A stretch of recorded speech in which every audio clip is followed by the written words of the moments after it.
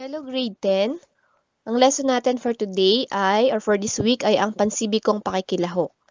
So sa lesson natin na ito ay na-expect na ang bawat isa sa inyo ay matututunan ang mga katangian na dapat taglayin ng isang aktibong mamamayan. So kayo ba ay aktibo? Kayo ba ay nakikilahok sa mga pansibikong gawain?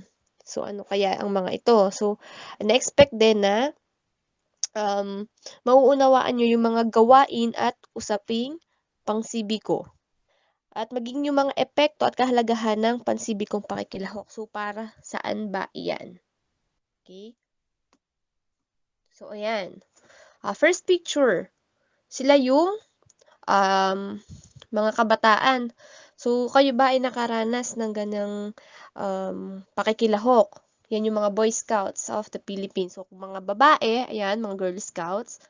'Di ba, 'pag medyo bata pa nga ang tawag pa ay Star Scouts, 'di ba?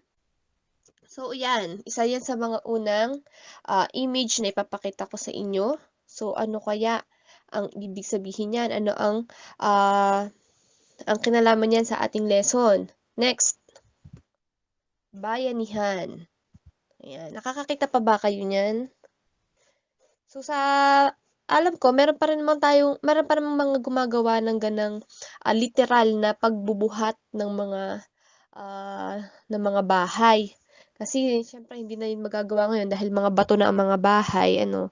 So, kalimitan nakikita 'yan sa mga probinsya. Hanggang ngayon ay may mga gumagawa pa rin ng ganitong mga tradisyon 'no. Next, ayan, blood donation. So, kayo ba ay naka-experience na mag-donate ng dugo? So, para saan ba itong mga images na pinakita ko sa inyo? So, sayang ano, naka-record lang itong ating discussion, pero mas maganda diyan yung meron tayong interactive na, merong interactive participation nga, ayan. Para at least kahit papaano nalalaman ko yung inyong, mga comment, ayan, yung inyong mga reaction sa bawat images na pinapakita ko sa inyo. So ayan, gawaing pansibiko. Kanina pa natin yan sinasabi, ano bang ibig sabihin ng gawaing pansibiko? Pag sinabing gawaing pansibiko, ito ay tungkulin ng isang mamamayan sa kanyang kapwa at lipunan. So, mamamayan, tayo yun ano.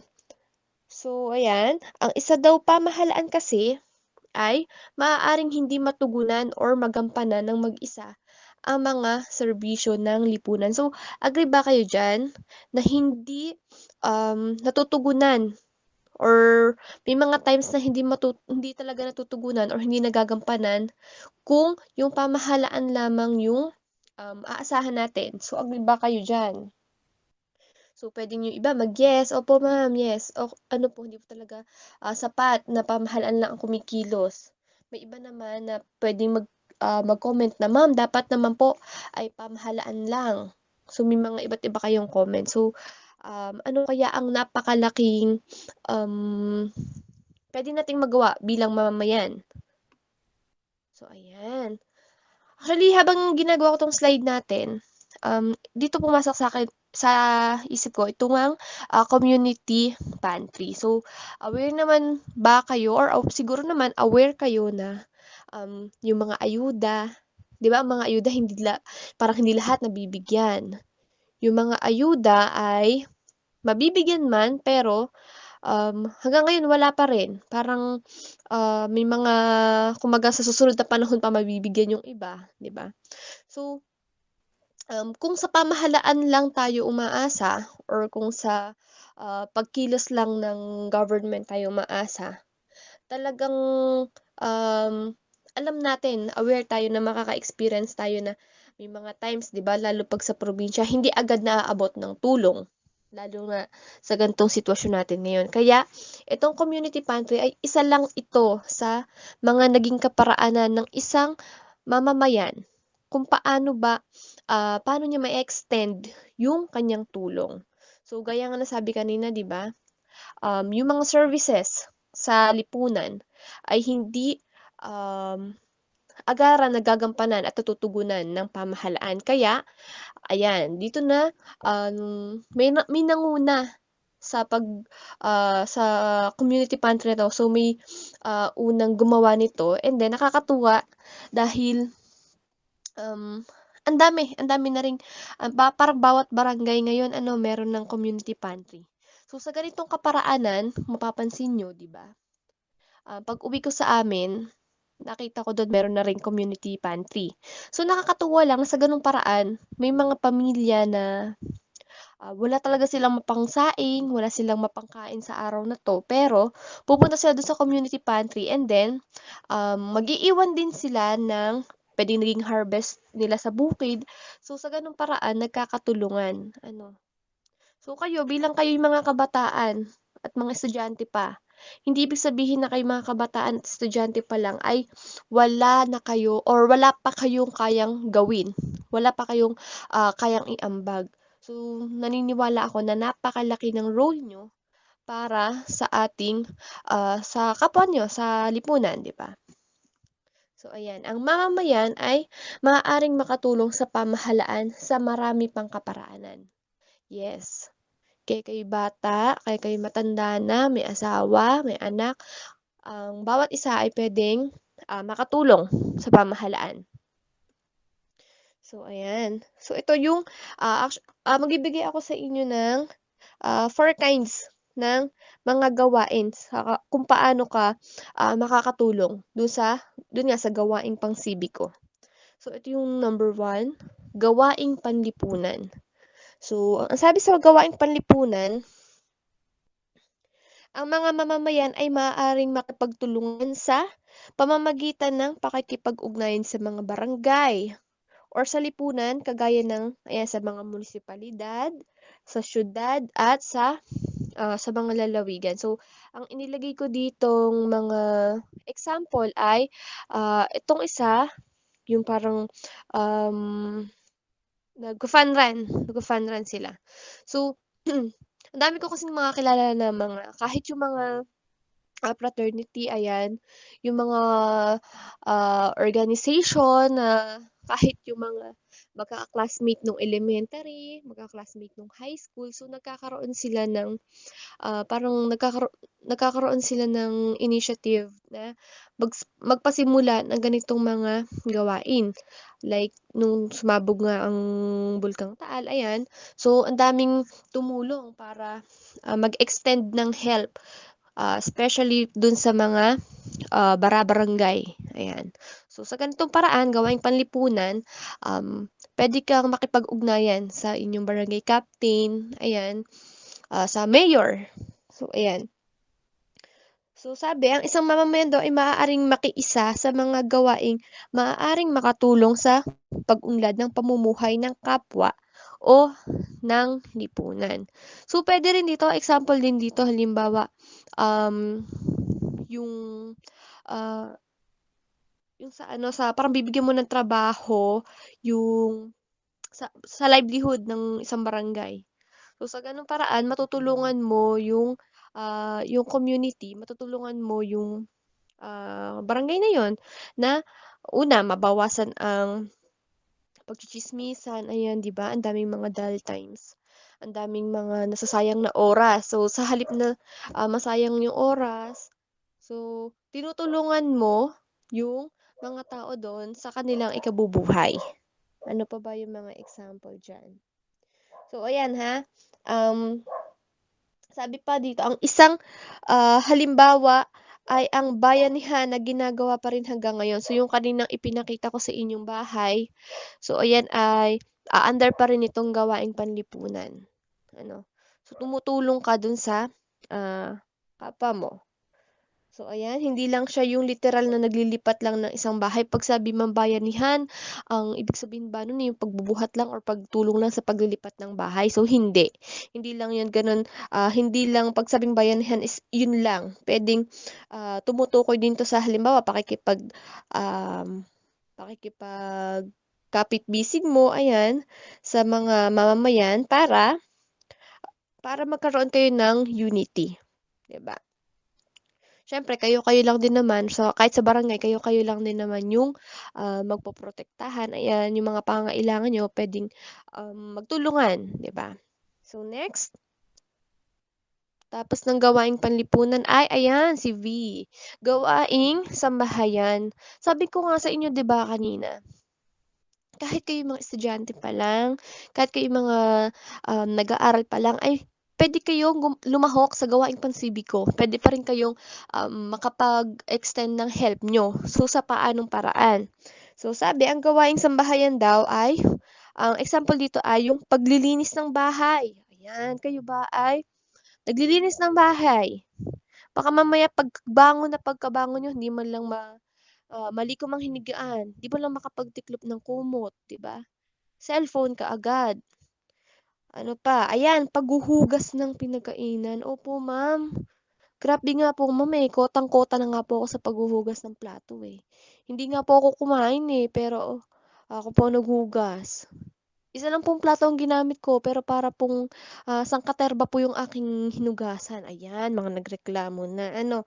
So, isipin niyo na lang everytime na kayo ay magwawalis, everytime na kayo ay maglilinis ng bahay niyo, everytime na kayo maghuhugas ng plato, isipin niyo na lang ay nagkakaroon kayo ng contribution ba, 'di ba? Ay, itong ginagawa ko ay gawaing pansibiko. 'Di ba? So ayan, ano pa yung mga pagtulong sa mga magulang sa iba't iba pang, gawain sa bahay, ayan. Ito ay yung mga, um, pagtulong pa rin kasi nga ang sabi dito, ito yung paraan para mas mapadali mo or mapaginhawa yung buhay sa loob ng bahay niyo, 'di ba? Wala nga namang, siyempre sino pa bang tutulong sa mga magulang niyo kundi kayo-kayo lang din sa inyong sambahayan. So, ang gawaing ito ay nagdudulot ng maaliwalas na pamumuhay at maayos na samahan ng isang pamilya. Ma'am, bakit po gano'n? Gano'n po ba kabigat, gano'n po ba kaimportante ang ginagawa namin? Kung tutuusin po, nakikinabang lang naman po niyan is kami lang. Paano po siya makakatulong talaga at ipapasok sa gawaing pansibiko? So, ayan, um, palagi nating isipin or, palagi tayong ma-remind na 'di ba ang pamilya ang foundation ng, lipunan. So, imagine niyo ang mga pamilya kung ang mga pamilya ay magulo, mga pamilya ay walang pagkakasundo, walang unity. So, paano pa paglabas ng bahay ng isang member ng family?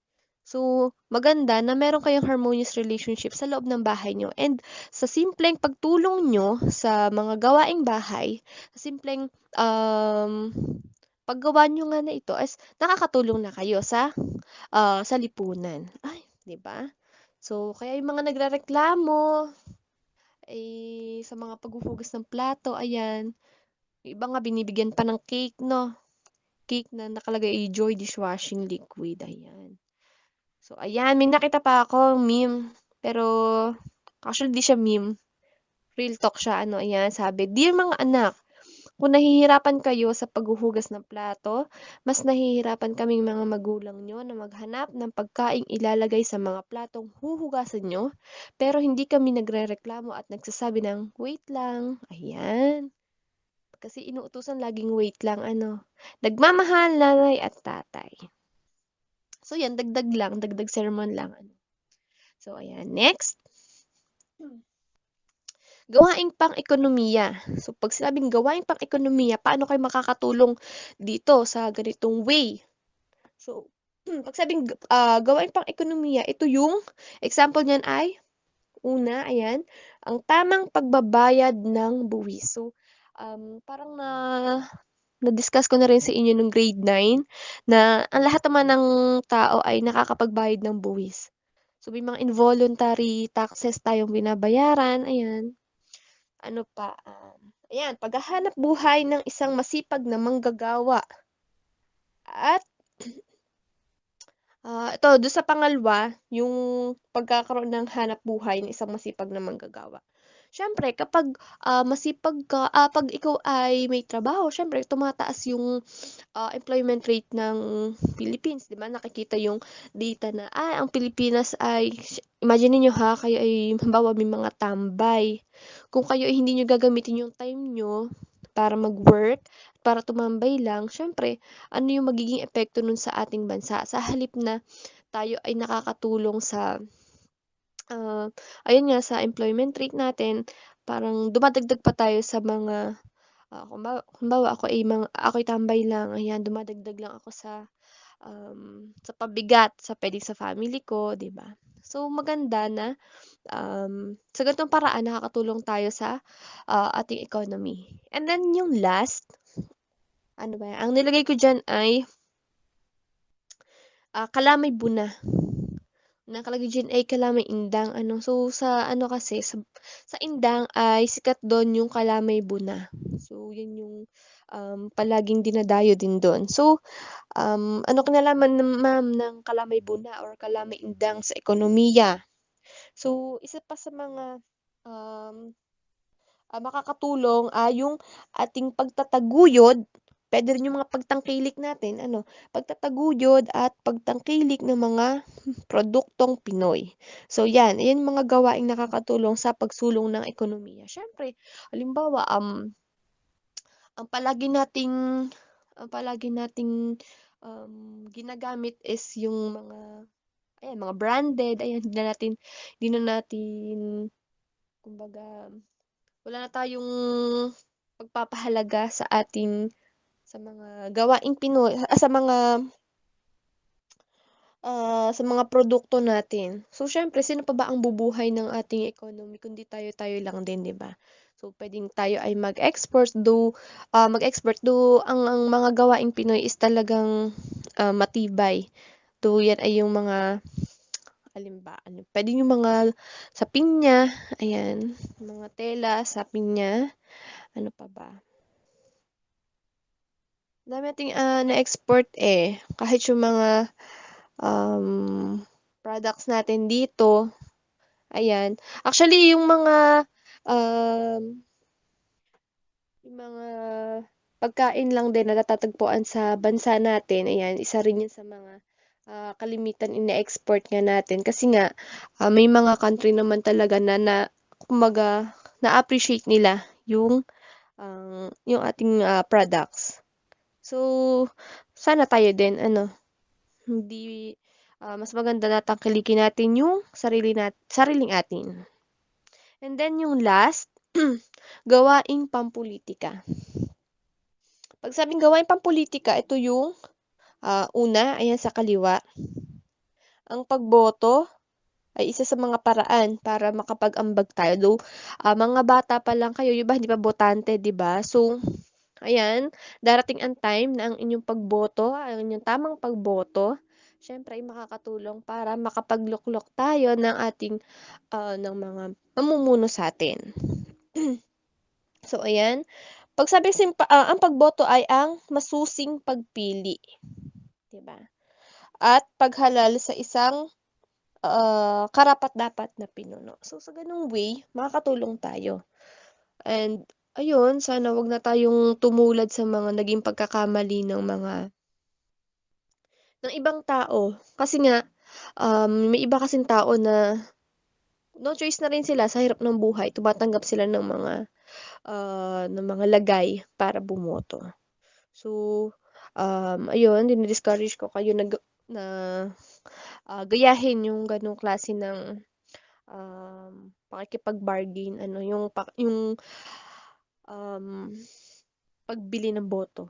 ₱500, 1,000 kapalit naman nun ay ang maling paghalal sa pinuno. So, dun sa kanan naman, eto naman yung mga gawain puwede sa mga barangay, ayan. So, sabi pa nga dito, tinuturing na isang mahalagang gawaing pampulitika ay ang tulad ng pagtulong sa mga pinuno upang maisagawa ang isang proyekto para sa ikauunlad ng lipunan. So, kanina bumoto tayo, tamang pagboto. Dun sa kabilang side naman, ito yung pagtulong sa mga pinuno. So, naalala ko sa amin before, kami kasi nung time namin ay naging SK kami, mga kagawad kami. And then, naaalala ko, lahat kami babae, lahat kami ng time na yun babae. Pero, parang every month may mga project yung aming, kapitan. Like halimbawa canal lining, tapos halimbawa ay yung magga-grass cutter sa buong barangay, ayan. So, nakakatuwa lang na may mga nakikita kami na halimbawa nagsimula kami sa purok uno. So, sa purok uno, kahit hindi namin sabihin na tumulong naman kayo ganyan. Kahit hindi i-instruct ng kapitan, may mga talagang tumutulong. Yung iba tumutulong halimbawa dahil, purok nila, okey lang yun. Kasi pagdating namin ng purok 2, ayan may iba na rin na parang nakabantay na. Dahil, sila naman yung susunod na mga tutulong. Kasi sa pagwawalis pa lang, sa paghahakot pa lang ng mga basura, ang dami ng nakukuha. So, sa gano'ng paraan kasi na nakikiisa ka or sumusuporta ka sa, mahalagang gawain ng inyong pinuno, isa na rin 'yun sa paraan para, sa ikaunlad ng lipunan, 'di ba? Okay, next. So, ayan. Ano ba ang mga katangian na taglay ng isang aktibong mamamayan? So, kanina tinanong ko kayo ba'y aktibong mamamayan?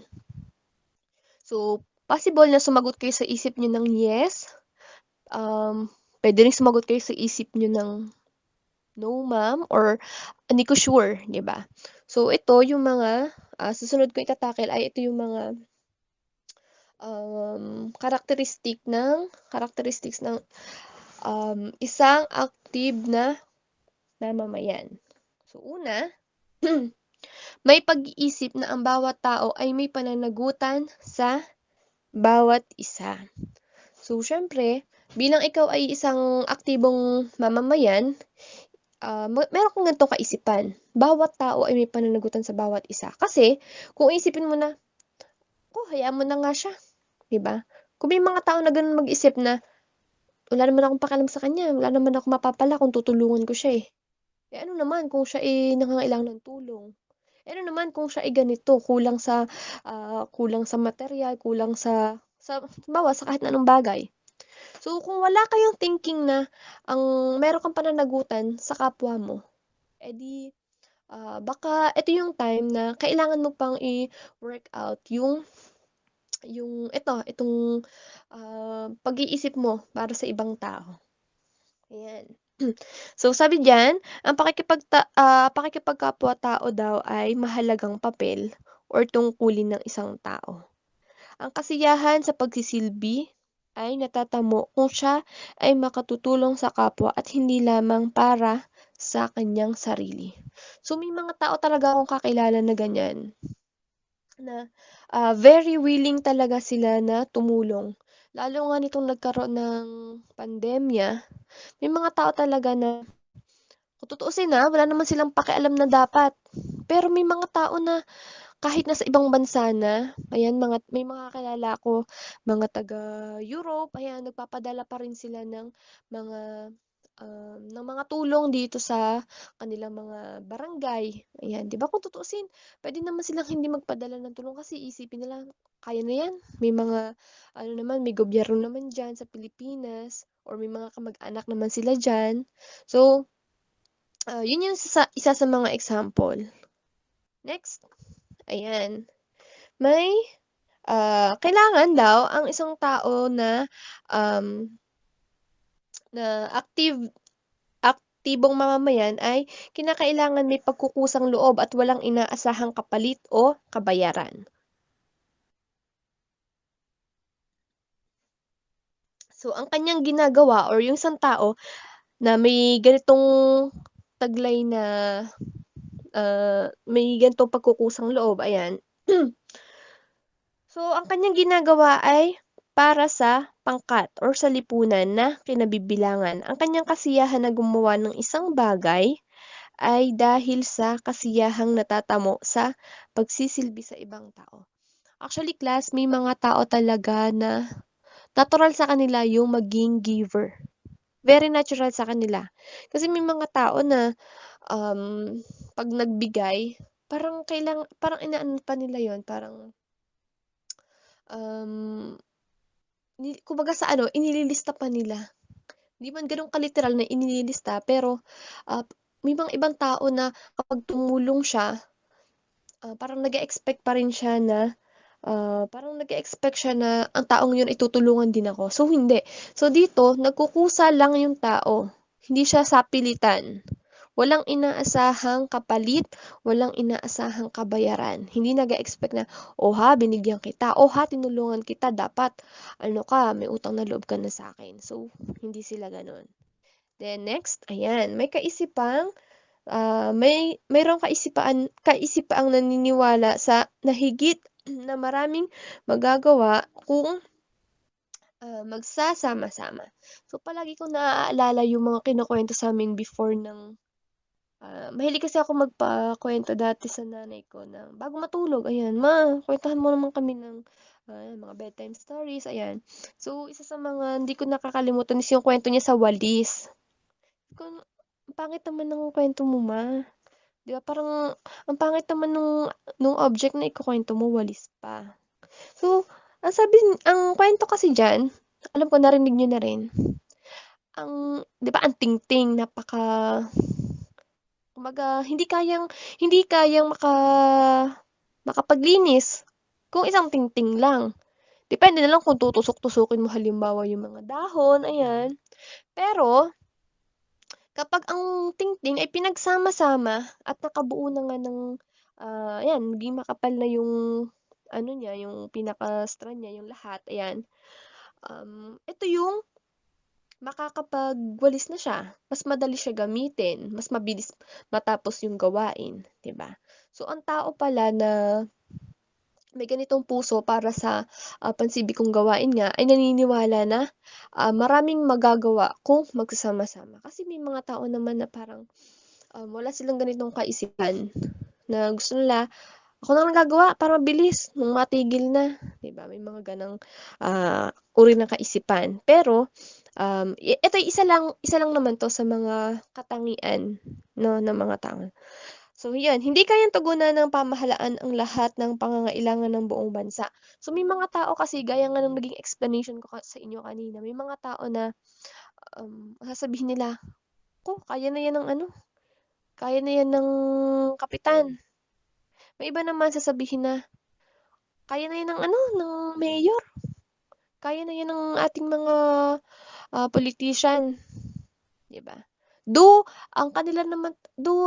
Meron talaga silang though responsibility talaga nila na gawin 'yun, trabaho talaga nila 'yun. Pero, yung mga tao nga na may mga ganitong uri ng kaisipan ay yung may puso para sa gawaing pansibiko. Kaya naman yung iba ay, tumutulong sila. Tumutulong sila para sa mga barangay nila, ayan, sa mga, mamamayan para maihatid yung pangangailangan ng mga mamamayan, 'no. Then, last, ayan, may paniniwalang ang bawat isa ay may kagalingang maiaambag sa mga gawain. So ayan, ito ay nagpapakita ng pagkilala sa kakayahan ng bawat kasapi at pagpapahalaga sa presensya ng bawat isa upang maisakatuparan ang isang gawain. So, nilagay ko diyan si The Rock at saka si Vico. So, maano po ang relation po ng dalawang ito. So, isa sa mga example natin dito halimbawa sa isang gawain, halimbawa ay may mga nasalanta ng bagyo. Siyempre may yung iba tagabuhat ng mga delata, yung mga mabibigat na, kahon-kahon ng mga relief goods, ayan. Ano pa, so nilagay ko diyan si Darak. Siyempre kapag kailangan ng mga buhatan, 'di ba? Halimbawa sa ating section, sa section niyo na lang, sino ba yung una nating makikita 'pag sinabing, "Ay may kailangang buhatin doong mabigat." Si Eman kaagad, 'di ba? So dito, naniniwala sila na ang bawat isa ay may kakayanan, merong kagalingan na puwedeng maiambag sa mga gawain. So, halimbawa na lang,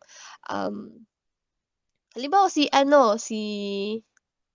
Myrtle, ayan. Si Myrtle ay hindi kaya magbuhat halimbawa ng mabibigat na bagay. Halimbawa kahon-kahon na mga delata. Pero ibig ba sabihin nun is, parang isipin natin na, "Ay wala naman 'tong maiaambag, wala naman 'tong maiambag at napakahina." So, hindi naman gano'n ano. Kasi puwedeng yung kanyang knowledge ni Myrtle ang magamit. Kung halimbawa si Myrtle ay may kahusayan sa pagsasalita, eh di, magagamit yun para halimbawa sa pakikipag-usap halimbawa dun sa mga na-trauma during halimbawa nung bagyo. So, napakaraming kakayanan ng tao hindi lang, kagaya ng example kong ito, kung ikaw ay malakas, okay qualified ka. At si Mayor Vico naman, 'di mo naman siya para pagbuhatin ng mga kung ano-anong mabibigat, pero ang isa sa mga, edge niya or yung kanyang kagalingan, yung kanyang expertise, yung kanyang kahusayan ay puwedeng sa kanyang, leadership skills, 'di ba? So, gano'n may ganang kaisipan ang isang tao na willing na magkaroon ng or willing tumugon sa gawaing pangsibiko. So, ayan. So, later ibaba ko na lang yung inyong activity. Hindi ko na siya dito siningit. So, ayan. So, feeling ko naman nagkakaroon na kayo ng idea, ano, na, oo nga no, ma'am, feeling ko naman, kaya ko pong makiisa or kaya ko pong makilahok sa gawaing pansibiko. So, ayan mga halimbawa ng gawaing pansibiko. Yan nga, paglilinis ng kapaligiran. Next, pakikilahok sa feeding program. Actually, ito yung mga example lang. Marami pang iba. Pagiging donor ng dugo sa Philippine Red Cross at Blood Bank. So, sa ganitong paraan, syempre, nakakatulong tayo mag-extend ng buhay kasi pag may mga kailangan ng dugo, ayan, andyan na, available na agad, di ba? Pag-aaral ng mabuti upang maging pakinabang na mamamayan. So, eto pala, habang kayo nag-aaral pala, ay ma'am, nagiging ano pala ako, pakinabang ako. Of course. Siyempre, kasi sa generation nyo, manggagaling yung mga susunod na mga magiging guro, susunod na magiging um, mga doktor, susunod na magiging mga engineer, politician, farmer, ano pa? So, yung mga piloto, ayan. So, kung halimbawa, ang generation yun, eh, hindi kayo nag-aaral. Halimbawa kayo, eh, pa-TikTok lang, after ng TikTok, ML, pero walang time talaga sa pag-aaral. As in, kahit na 1 hour, hindi nagbibigay ng time sa pag-aaral. So, ano na lang mangyayari, di ba? May mga memes nga tayong nakikita, yung tipong, um, halimbawa, ikaw ay magpa-pilot pero graduate ka sa kumbaga gumraduate ka lang, pero modular talaga yung nangyari sa inyo. So, dun pa lang, may mga meme nga na gano'n na parang nagpapakita dun na hindi siya nakapag-aral ng mabuti and then, puwedeng maging cause yun or maging dahilan yung hindi niya pag-aaral mabuti sa kapalpakan niya sa kanyang, trabaho sa future, 'di ba? So, 'yan, patuloy lang kayong mag-aral. Laban lang. Then next, sumali sa mga kapaki-pakinabang na organisasyon ng mga kabataan. Napakarami kung mapapansin niyo ha, class, lalo kapag pumasok kayo ng college, ayan, 'pag nag-college na kayo, naranasan ko before, yung mga first year, ayan, yun yung mga talagang pinupuntahan ng mga org president, ayan, sila yung nagre-recruit talaga para sa mga first year. Kasi nga, um, yung mga yung mga organisasyon na yon ay magiging or makakatulong sa kanila, puwedeng mag-build para sa kanilang, yun nga, sa kanilang leadership skills, sa pakikipag-usap nila sa tao, at kasi ang dami nating puwedeng salihan na organisasyon. 'di ba? But make sure na, maging kapaki-pakinabang yung organisasyon na sasamahan mo. Baka naman sa halip na makatulong kayo, ay yung mga organisasyon pa ng mga sakit sa ulo pa ang inyong sasamahan. So ayan, use your time ha, gamitin yung inyong mga oras, ang inyong youth, ang inyong kalakasan, ayan, para, siyempre para mabago naman yung ating mundo, ayan, yung ating, ginagalawang, lipunan, 'di ba? Next, pagpapalaganap ng kabutihan sa pamamagitan ng pagtuturo ng kagandahang asal sa mga bata. So, ayan. So, paano ka ba nakakapagpalaganap ng kabutihan? So, yung iba nakikita ko naiinis ako kapag nakikita ko halimbawa yung ibang kabataan, tinuturuan nila halimbawa na gumawa ng kahangusan yung mga bata. Bukod sa tuturuan mo ng may ibang kabataan tuturuan magmura yung mga bata, tuturuan na gumawa ng mga kapilyuhan, ayan. So, make sure na hindi sa inyo manggagaling yung yung gano'ng klase ng gawain ano. Actually napapansin ko kahit yung mga vlogs ng, sa mga YouTube, eh, napapansin ko mga nakahaliran rin 'yan sa mga Cocomelon, eh. Nakikita ko may mga pranks dun ng mga bata na hindi nakakatuwa, 'di ba? Parang puro kahangusan nga, puro, hindi hindi maganda, hindi angkop sa kanilang edad at bukod sa hindi angkop sa kanilang edad is talagang annoying, hindi nakakatulong yung, ginagawa nila. Hindi ko sure kung Diana ba yung pangalan ng vlog na yun? Basta gano'n. And then ano pa, pagtulong sa mga nakakatanda, mag-alok ng mga gawain sa isang bayanihan sa barangay. So ayan, sa'min kasi kapag may mga gawain ayan, yung iba parang may mag-e-extend ng help kahit na simpleng juice lang ang timplahin. Basta makatulong, 'yan nga tulad sa sinasabi ko nga kanina kapag ano kami, may clean and green project sa barangay, parang every purok na pupuntahan namin, may nagpapa-soft drinks, "Oh, soft drinks muna kayo.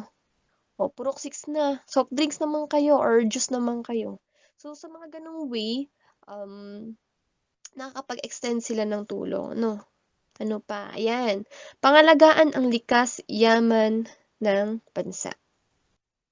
Igalang ang karapatang pantao ng kapwa. Actually, bilib ako sa Japan. Sobra yung kanilang, paggalang sa karapatang pantao ng kanilang kapwa. Napakataas ng kanilang respect, sa mga tao dun. Nakakatuwa lang kasi nga, may mga kakilala ako na galing sa Japan, nagtrabaho sila dun.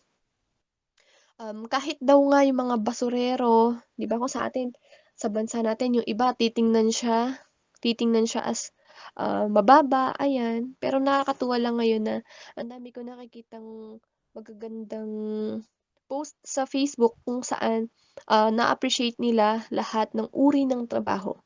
Kay janitorial man 'yan, kay pagbabasura, nakakatuwa lang na may mga post na, talagang sobrang na-a-appreciate na rin nila yung mga gano'ng tao, 'di ba? So ayun, ano pa? So yun lang. Though marami pa naman 'tong mga example. Ito lang yung ilan sa mga, halimbawa ng gawaing pansibiko.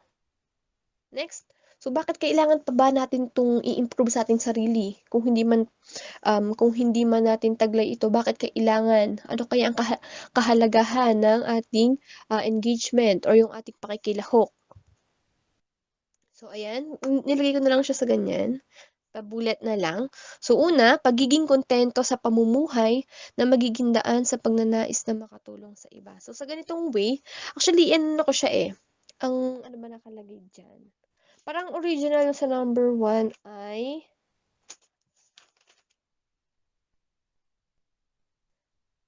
tama pala 'to.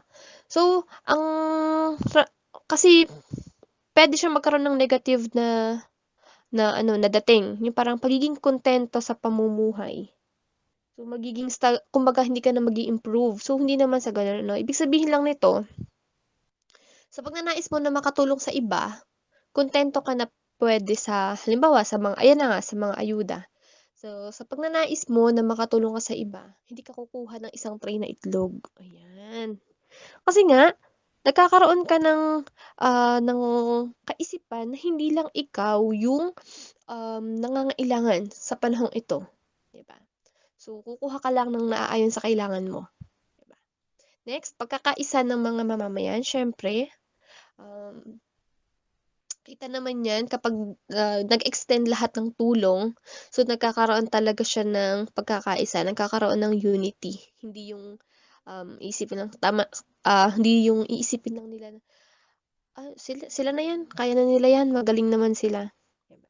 Kaya nga nasabi ko kanina, ang lahat ay may kakayanan, may kahusayan, may kagalingan, 'di ba? Next, pagsugpo sa kriminalidad sa lipunan, katiyakan ng pag-unlad at, sa ganitong paraan matutugunan ang kakulangan ng mga serbisyong panlipunan. Gaya nga ng sabi ko kanina, yung mga hindi, kumbaga hindi nagagawa ng ating pamahalaan, yung mga hindi naaabot na tulong ng pamahalaan, ayan, kumbaga nakakatulong tayo sa ating simpleng, pamamaraan. So yun lang. So ang tanong ko lang sa inyo ay, ikaw ba ay masasabi mo sa sarili mo na ikaw ay isang, um, mamamayan na sumasali sa mga ganitong pansibikong gawain? So kung yes, ayan, kung yes, mag-comment lang sa or yung mga reaction niyo dito sa ating lesson, mag-comment lang sa ating FB group, ha? Comment lang kayo dun, tingnan natin kung sino yung mga, nakikinig sa discussion. So any comment ha. So yun lang, magbababa ako ng inyong activity for this week. So yun lang class. Thank you, thank you. God bless. Bye-bye.